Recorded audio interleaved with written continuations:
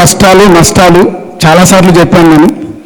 అవన్నీ దాటుకుంటూ వివి వినాయక్ లాంటి ఒక మనిషి ద్వారా డిస్ట్రిబ్యూషన్లో ఆది లాంటి సినిమా బెల్లంకొండ సురేష్ గారు ఇస్తే అప్పుడు వినయ్ కలిసి ఇక్కడే ప్రసాద్ ల్యాబ్లో ఓ చెట్టు కింద 3,03,000 చెక్ ఇచ్చాను వినయ్కి. వినయ్ సినిమా తీయాలనుంది అని. ఆది రిలీజ్ తర్వాత దిల్ అనే సినిమాకు మొదలు పెట్టించి ఆ సినిమా ద్వారా నాకు తెలుసు నేను ఎలా ట్రావెల్ అయ్యాను. ఒక దర్శకుడు అప్పుడప్పుడే ఒక మొదటి సినిమా తీస్తున్న నాకు ఇక్కడి నుంచి వైజాగ్ తీసుకెళ్ళాడు స్టోరీ సిట్టింగ్స్ అని. నాకు అప్పటి వరకు స్టోరీ సిట్టింగ్స్ ఎలా ఉంటాయో కూడా తెలియవు. టీం అందరితో పాటు నన్ను తీసుకెళ్ళి story line single line order ఎలా రాయాలి, సీన్స్ ఎలా ఉండాలని ఫస్ట్ నేర్పించాడు. ఆ టీంలోనే సుకుమార్, వాసువర్మ వీళ్ళందరూ ఉన్నారు. మ్యూజిక్ సిట్టింగ్స్ తను రాకుండా ఠాగూర్ షూటింగ్లో బిజీ ఉంటే ఆర్పి పట్నాయక్ దగ్గర నన్నే పంపించాడు. నువ్వు వెళ్ళి టీమ్స్ చూడన్నా అయ్యాక తీసుకురా.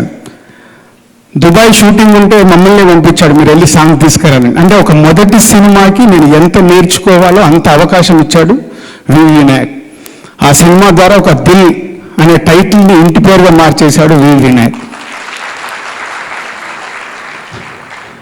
అమ్మా నాన్నలు జన్మనిస్తే ఈరోజు శతమానం భవతి వరకు సంస్థను ఇక్కడి వరకు తీసుకొచ్చి ఒక మొదటి సక్సెస్ని ఇచ్చిన మా వినాయక్కి ఎంత చేసినా మేము తక్కువే. ఏం చేయగలం? ఆడియో ఫంక్షన్ అప్పుడు చెప్పాను, వినయ్ ఇలా అనుకున్నాను, నీకు ఇలా చేద్దాం, అయ్యో చేయాల్సిందన్నా అని. కాదు, రిలీజ్ తర్వాత చేద్దామని పోస్ట్పోన్ చేశాను. మన 3 days బ్యాక్ వినయ్ని ఫోన్ చేసి చెప్పాను ఇలా అనుకుంటున్నాను. బట్ వినయ్కి చెయ్యాలి అంటే ఎవరు చేస్తే దానికి ఒక రేంజ్ ఉంటుంది, దానికి ఒక వాల్యూ ఉంటుందంటే నాకు టక్మన్ చిరంజీవి గారు గుర్తుకొచ్చారు.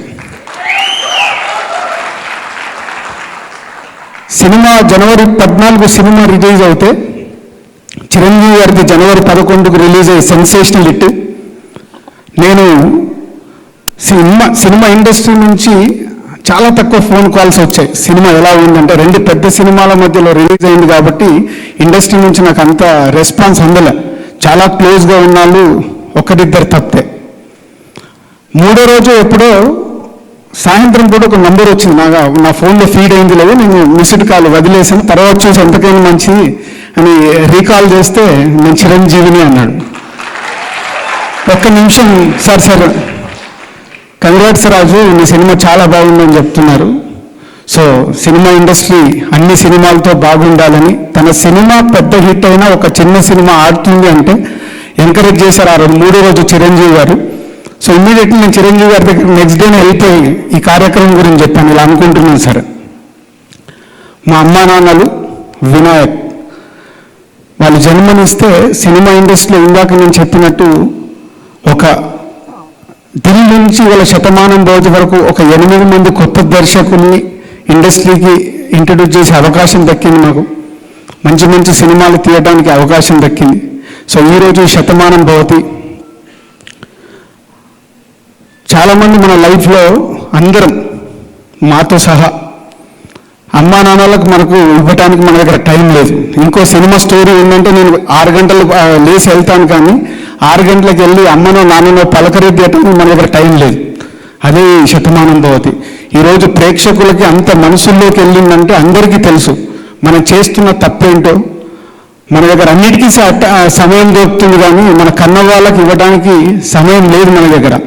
మరి వాళ్ళు మట్టుకు మనం ఎక్కడున్నా ఎలా ఉన్నా మనకు ఫోన్లు చేసే మన గురించి వాకప్ చేస్తూనే ఉంటారు. ఎందుకంటే వాళ్ళకు మనం కన్నారు కాబట్టి, మనకు ఏ విషయంలోనైనా తోడుగా ఉండి మేము ఎదగటానికి అన్ని చేసుకుంటూ వచ్చారు కాబట్టి.